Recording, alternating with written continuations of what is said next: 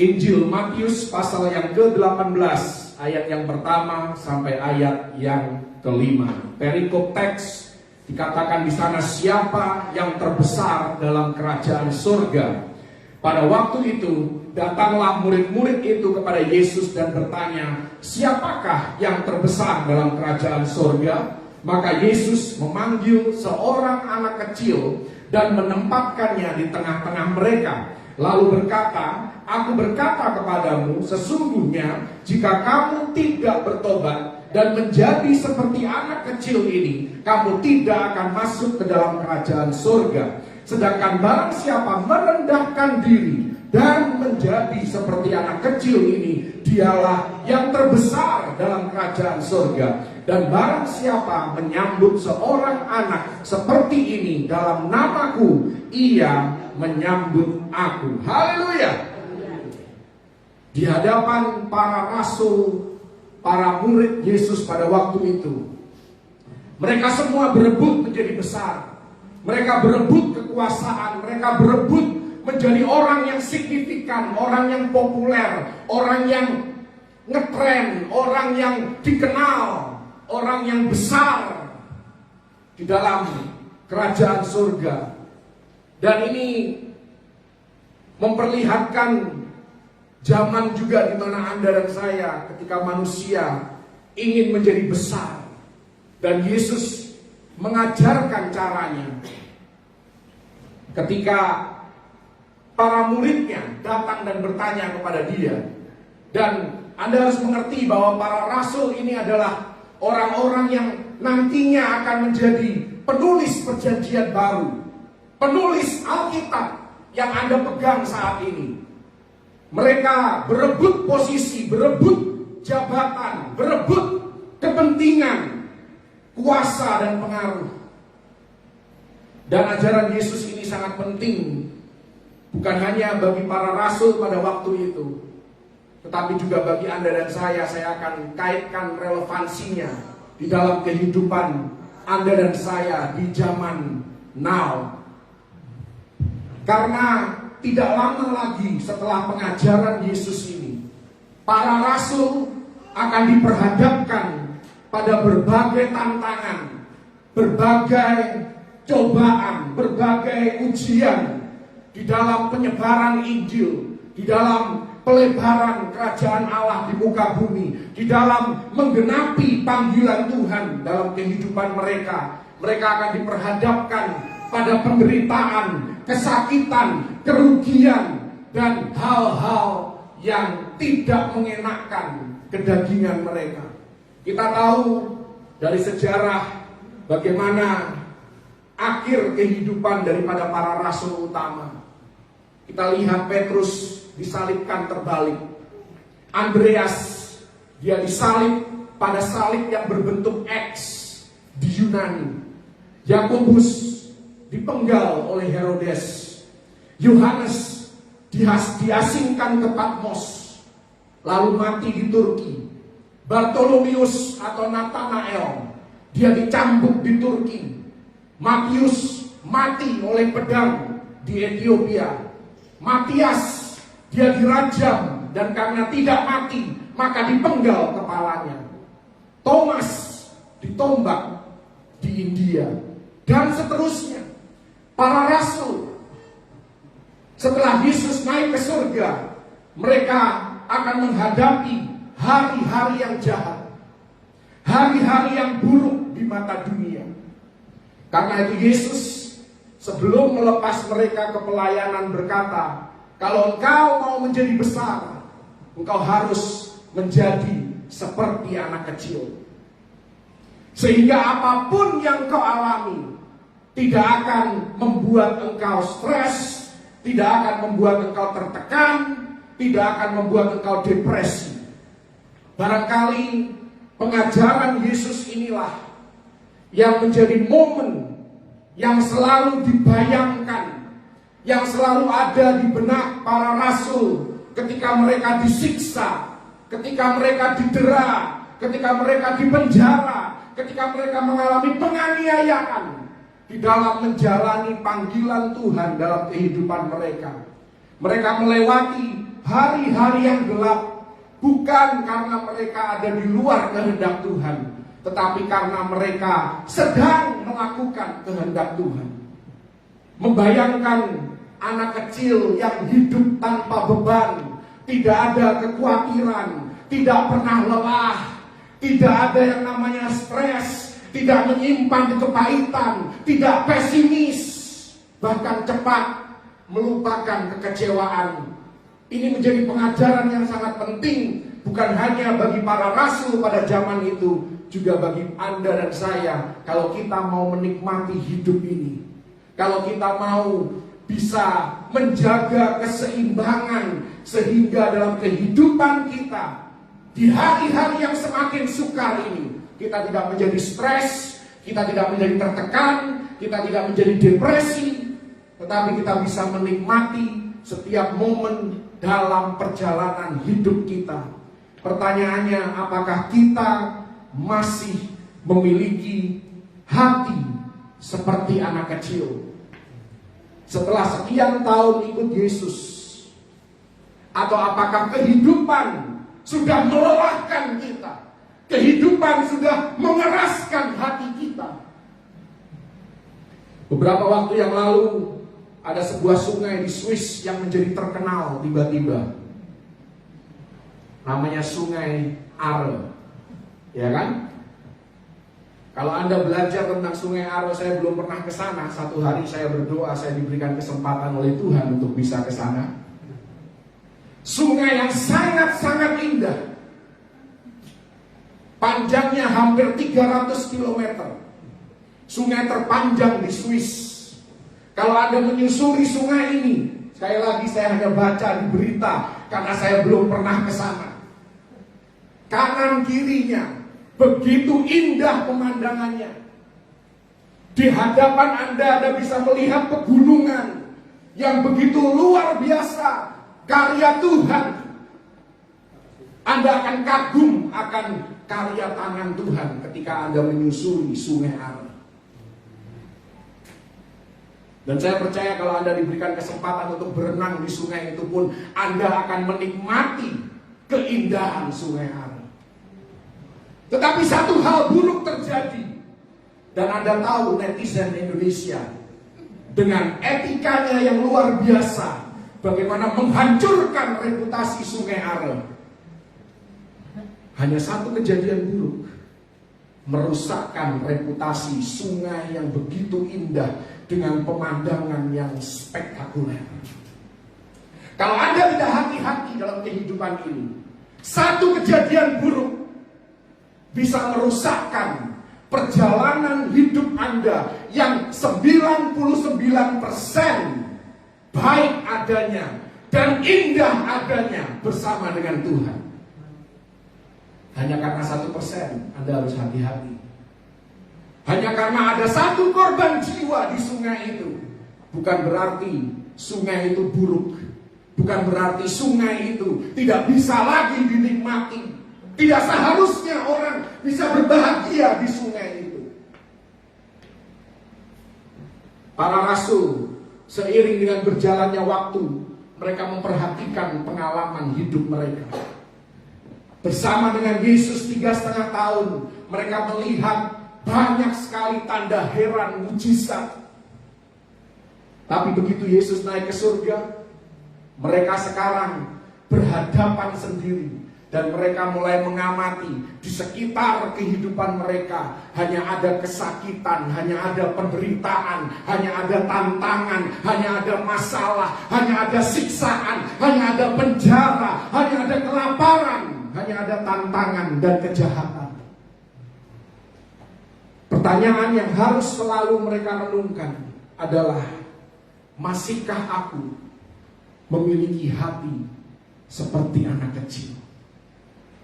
Masihkah aku mampu menyeimbangkan perahu kehidupanku di tengah derasnya arus sungai kehidupan, supaya perahuku tidak oleng, sehingga aku menjadi sinis, aku menjadi kecewa, aku tidak lagi menikmati perjalanan hidupku. Sekali lagi, bagaimana dengan Anda dan saya pagi hari ini? di dalam kehidupan kita? Apakah kita telah kehilangan kekaguman akan keberkatan hidup di dalam Yesus Kristus? Tadi WL berapa kali menyampaikan tentang karya penebusan Yesus yang sangat-sangat luar biasa bagi mereka yang percaya. Apakah Anda masih bisa berkata, aku kagum dan hormat akan Engkau Tuhan? Atau sebaliknya, karena kekhawatiran, karena masalah, karena isu kehidupan, maka penglihatan kita sudah kabur akan kemuliaan Tuhan, akan kebaikan Tuhan dalam kehidupan kita. Firman Tuhan pagi hari ini sangat sederhana. Saya mau hanya katakan kepada Anda, kita tidak boleh kehilangan kekaguman akan pengalaman yang mulia di dalam Yesus Kristus.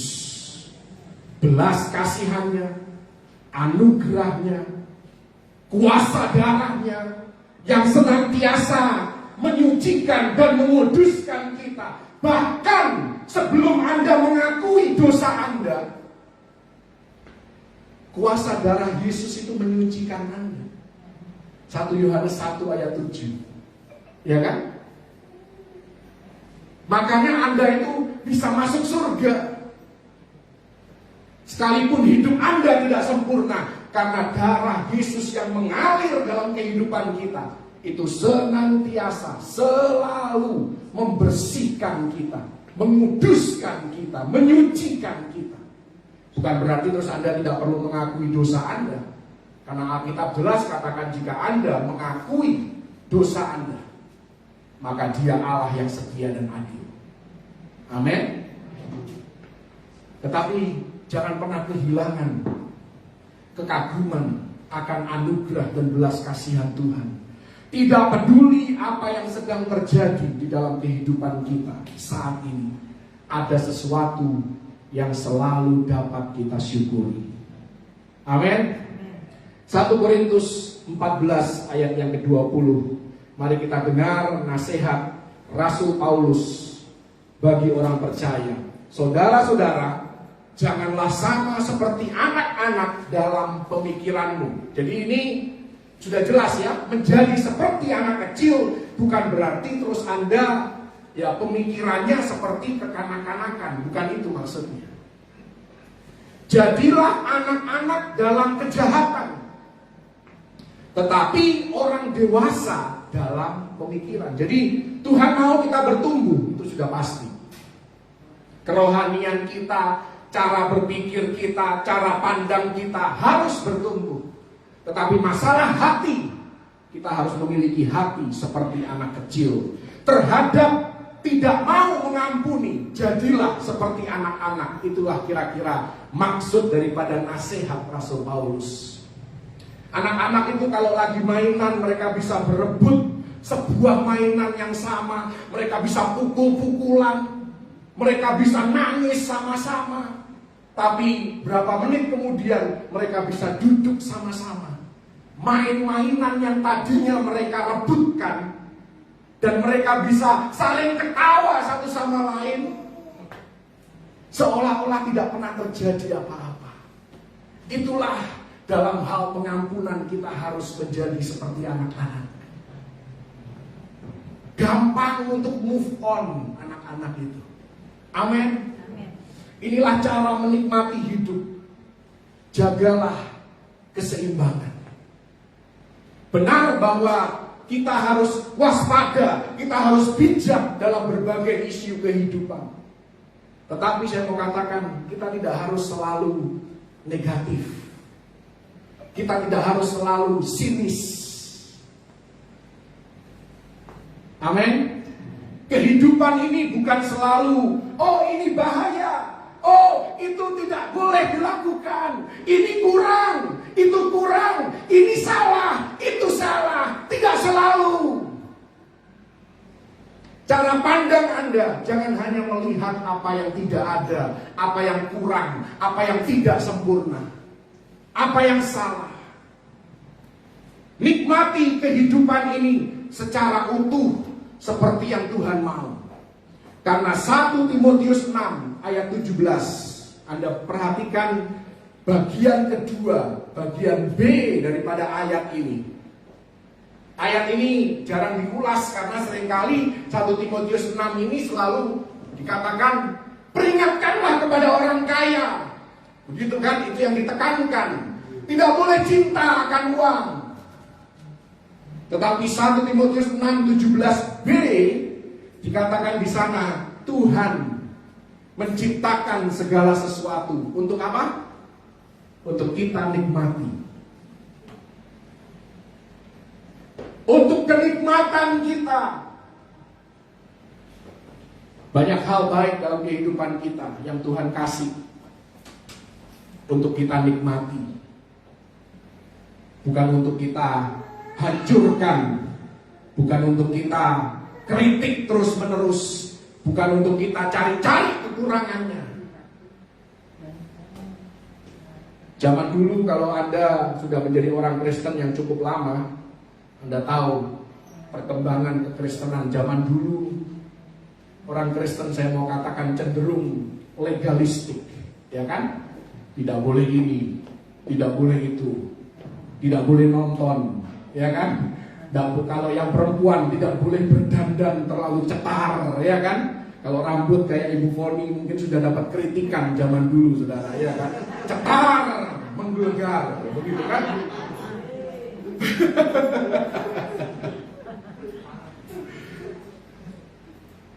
Makan dibatasin, nggak boleh makan ini, hanya boleh makan itu, makan ini dilarang, ini haram.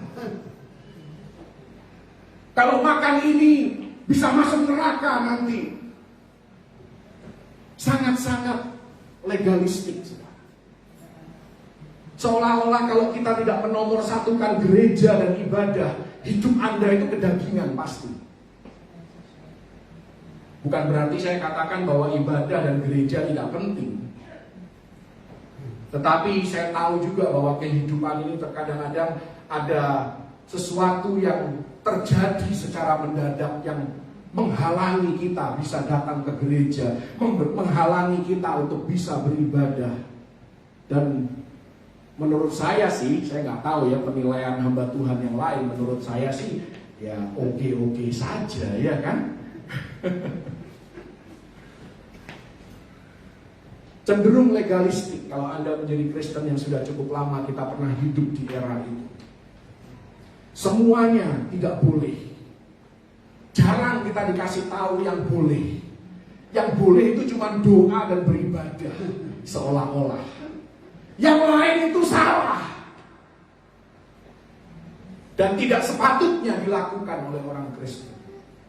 Tetapi ayat ini mengingatkan Anda dan saya bahwa ternyata Tuhan memberikan kita banyak hal lain selain ibadah dan gereja untuk kita nikmati.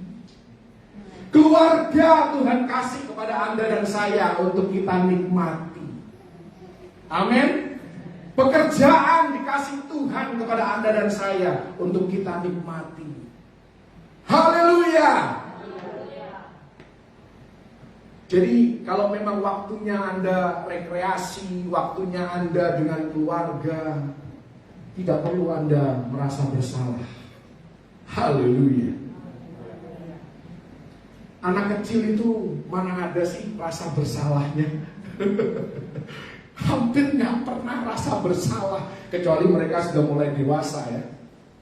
Anak kecil itu Anda marahin, Anda omelin, masih aja tuh datang ke papa mamanya peluk-peluk, ya kan, sayang-sayang, masih baik sama semua orang. Coba Anda dimarahin yang sudah dewasa, waduh, tersinggungnya, ya puji Tuhan kalau nggak sampai ke kuburan, ya kan. Banyak orang tersinggungnya sampai ke kuburan.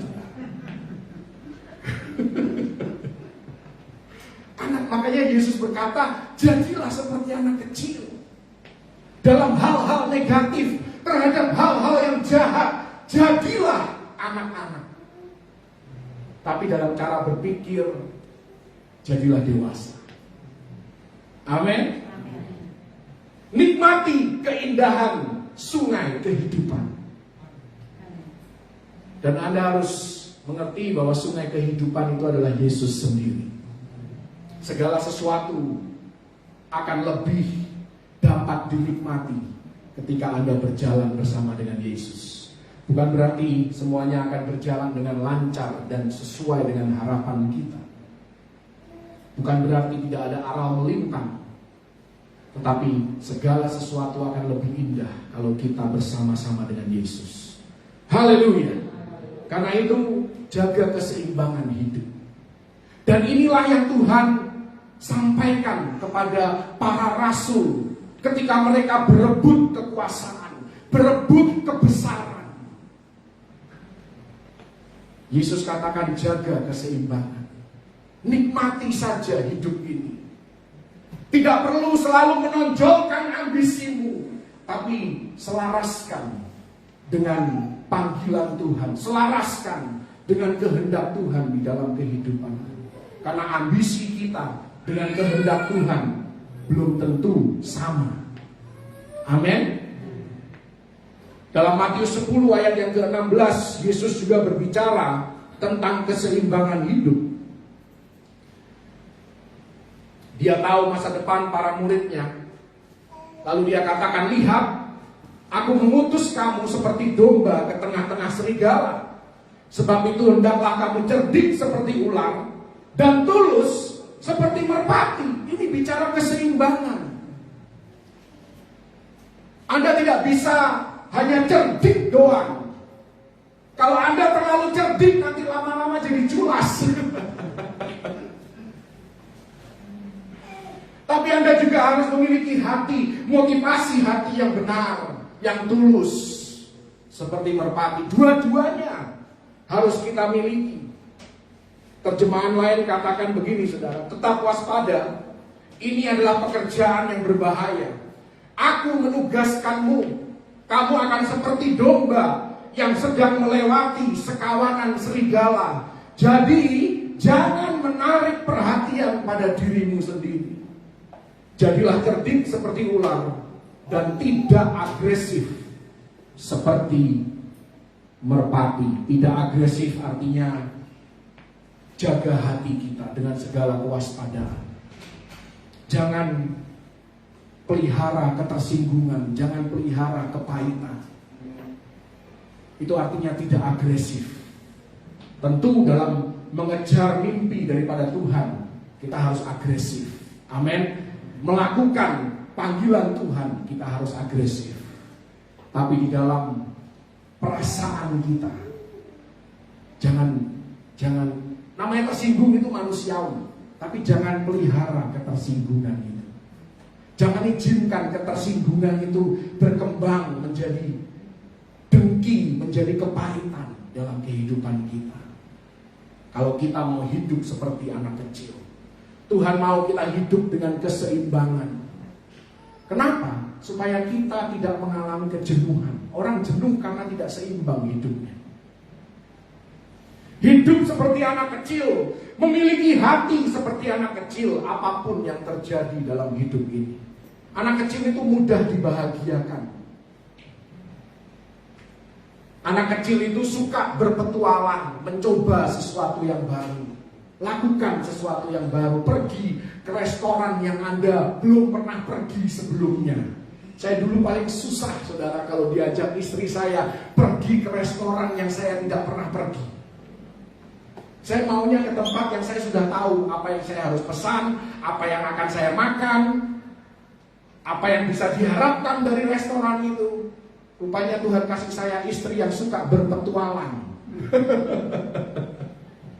Dan saya harus mengubah sikap saya.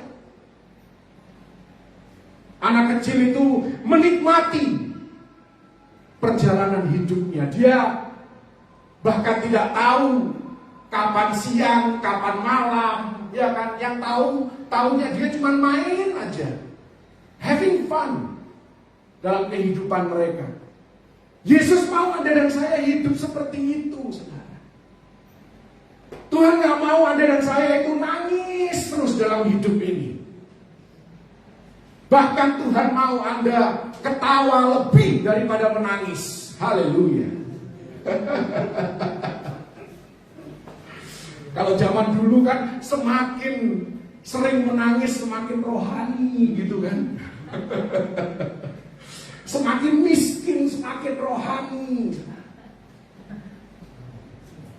Banyak juga hari-hari ini orang miskin yang sombong. Bahkan lebih sombong daripada orang kaya.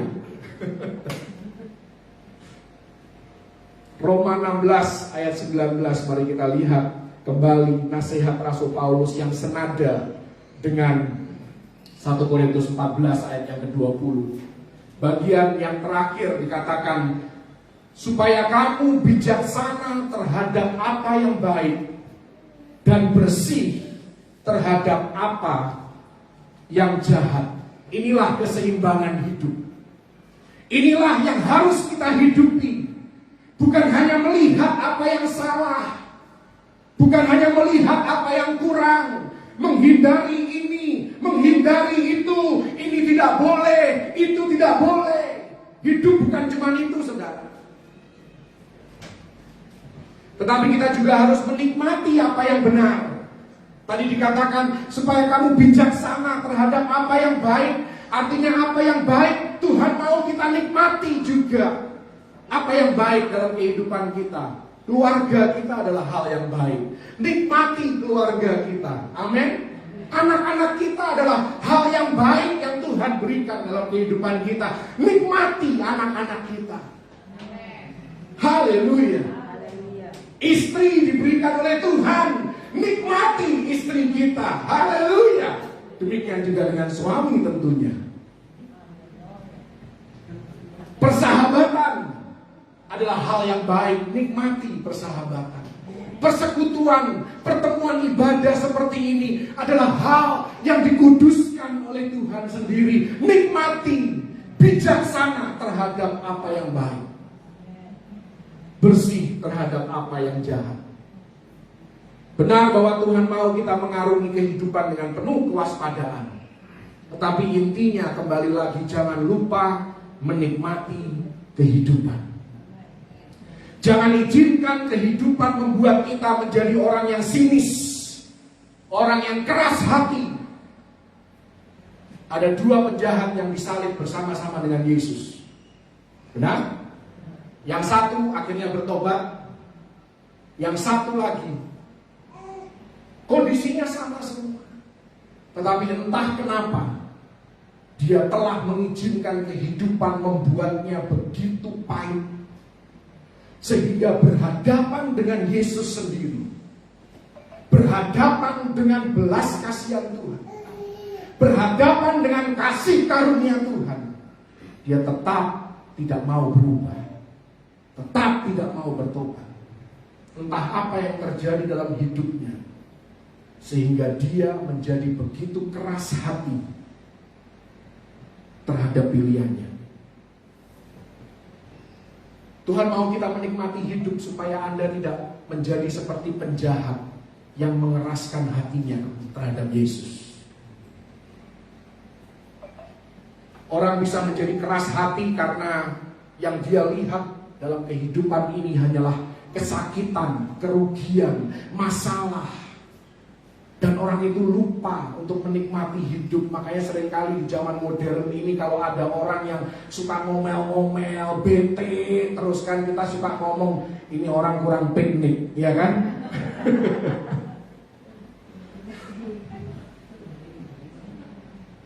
Adalah kehendak Tuhan Anda dan saya menikmati hidup ini. Jangan kerja terus, ambil itu cuti yang sudah mau hangus.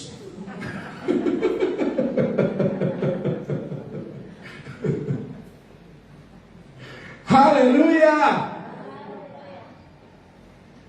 Jangan pelayanan terus.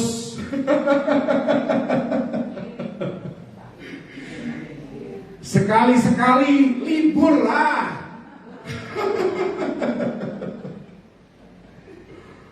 Oh, nanti Tuhan menghukum aku. Kasihan banget orang seperti itu, saudara. Tuhan kita nggak seperti itu kok. Sejauh yang saya belajar, Tuhan kita tidak seperti itu. Yang seringkali menuduh kita, itu adalah suara kita sendiri kita sendiri yang merasa bersalah, atau suara iblis? Karena iblis suka mendakwa. Tadi kan kita sudah nyanyi kan, iblis itu pendakwa kita. Kita nggak salah pun bisa dituduh oleh iblis salah. Kalau Tuhan, rasa malu kita, rasa bersalah kita, Dia tanggung di atas kayu salib. Haleluya! Supaya Anda dan saya bisa menikmati hidup ini. Jangan cuma memikirkan kematian, jangan cuma memikirkan kesakitan. Pikirkan juga bahwa Tuhan memberikan kesehatan ilahi. Tuhan memberikan umur yang panjang. Haleluya! Benar, kita harus punya pola hidup yang sehat, itu benar. Tapi jangan terlalu legalistik dalam hidup ini. Amin. Karena Yesus berkata, aku datang supaya kita mempunyai hidup dan mempunyainya dalam segala kelimpahan. Yohanes 10 ayat 10. Haleluya! Dan apapun yang terjadi, Tuhan sudah berfirman, aku sekali-sekali tidak akan membiarkan engkau, dan aku sekali-kali tidak akan meninggalkan engkau. Karena itu jangan izinkan masalah hidup ini menjadi fokus kehidupan kita. Bagaimana kalau masalah terjadi? Pegangan aja sama Yesus lebih erat lagi. Amin. Maka Dia yang akan berperang bagi Anda dan saya. Haleluya. Bukan berarti kalau ada masalah ya udahlah biarin aja deh. Aku cuma mau menikmati hidup. Ya udahlah hidup aku malas-malasan aja lah, tidur aja terus. Bukan itu juga. Anda tidak menikmati hidup itu, saudara. Anda menikmati keegoisan. Suruh orang lain yang beresin masalah hidup Anda. Saya mau berikan 2 contoh dalam Alkitab untuk menutup khotbah saya. Yang pertama Raja Saul, raja pertama Israel. Dia dibangkitkan oleh Tuhan dari nobody menjadi raja orang Israel. Tapi saya mau katakan, di tengah kenikmatan hidup daripada Raja Saul, dia memilih untuk mengalihkan pandangan matanya dari segala kemuliaan, segala keagungan yang Tuhan berikan di dalam kehidupannya.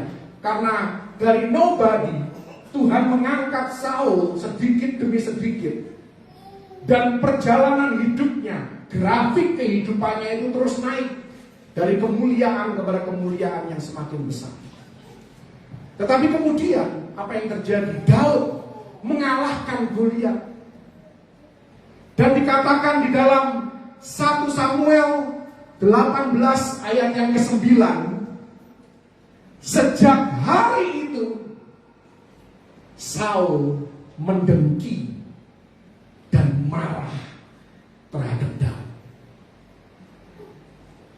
Sungai kehidupan yang begitu jernih, begitu indah pemandangannya, tiba-tiba dikotori oleh dengki dan amarah, iri hati, kecemburuan terhadap pencapaian orang lain. Dan sejak saat itu, dikatakan 2 Samuel 3 ayat yang pertama, keluarga Saul menjadi semakin lemah, Daud menjadi semakin kuat.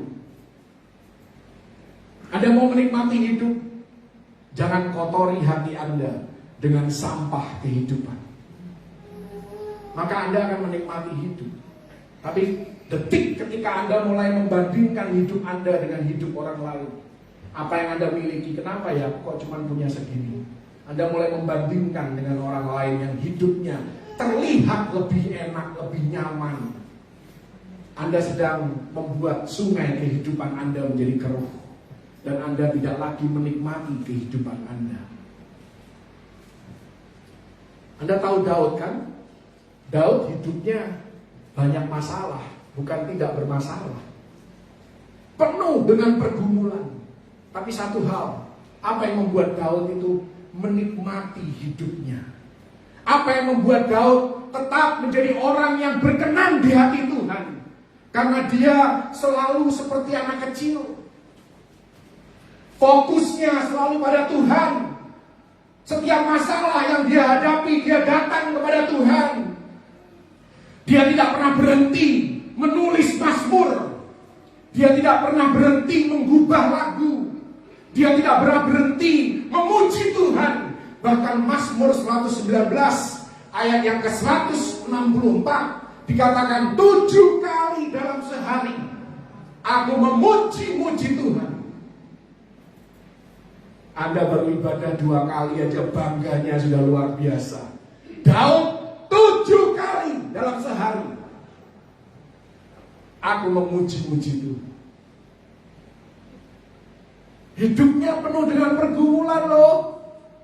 Anaknya sendiri mengkudeta bapaknya, meniduri istri bapaknya.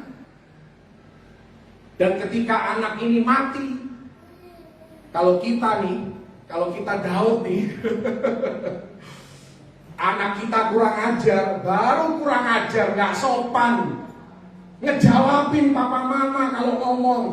Kita ngomelnya sudah, wah teriak-teriak, kamu anak kurang ajar, gak dididik apa, papa mama sudah membesarkan kamu gini. Absalom mau merebut tahta bapaknya, mati tragis. Daud ngomong apa? Absalom, Absalom. Dia tangisi anaknya.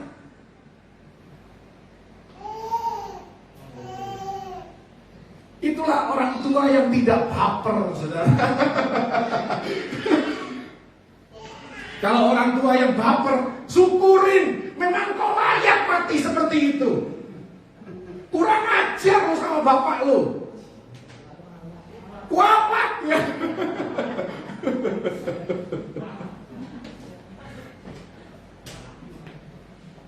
Haleluya. Makanya untuk kita bisa mengasihi seperti Yesus itu, menurut saya sih mustahil. 2 minggu yang lalu saya dengar khotbahnya Pak Sami di sini. Bagaimana bapak itu kan menyambut anak yang terhilang itu. Tidak ada kemarahan, tidak ada kepahitan, tidak menyinggung-nyinggung kesalahan. Saya aja sebagai pengkhotbah, saya akuin deh kadang-kadang saya masih suka nyodok-nyodok orang, ya kan? Bapak dalam kisah itu satu pun tidak disebut kok kesalahan anaknya. Tapi saya punya dasar, ya kan, supaya Anda belajar, maksudnya begitu kan? Jadi mengasihi seperti Yesus itu rasanya mustahil. Kasih agape itu the highest level of love. Kasih yang tanpa syarat, siapa sih yang bisa? Semulia-mulianya manusia, kalau kasihnya dikhianati, pasti dia tersinggung.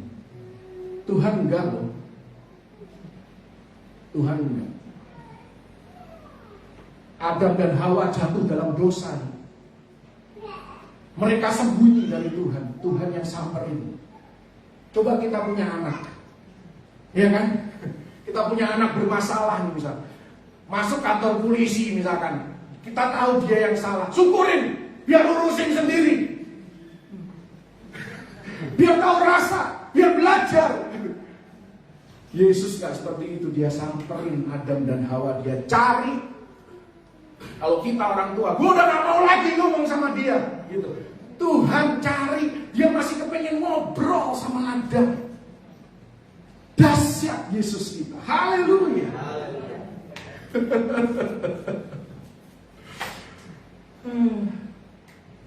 Tuhan mau kita menikmati hidup, saudara. Amin. Daud dengan segala pergumulan hidupnya, dia bisa saja menjadi pahit. Bagaimana dengan perzinaan Daud dengan Batsheba? Untung Daud ini punya roh perjanjian baru. Coba kalau dia punya roh perjanjian lama, mati gue ini. Dia pasti menanggung rasa bersalahnya itu dia bawa sampai ke kuburan. Berzina, dosa yang besar. Tapi enggak. Daud tetap mengubah Mazmur. Dia tetap menciptakan lagu-lagu pujian. Dia menyikapi dosanya seperti anak kecil. Bukan berarti terus kita tidak tahu aturan ya kalau jatuh dalam dosa.